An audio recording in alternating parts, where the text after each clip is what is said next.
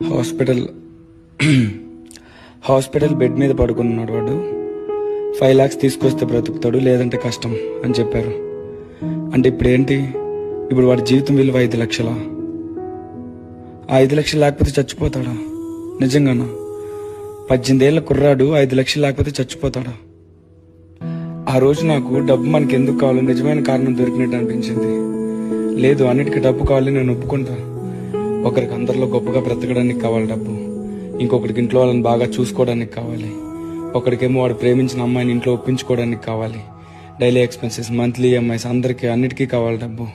డబ్బు లేకపోతే నిన్ను ఒక మనిషిలా కూడా ట్రీట్ చేయరు ఇక్కడ. నేను ఒప్పుకుంటా.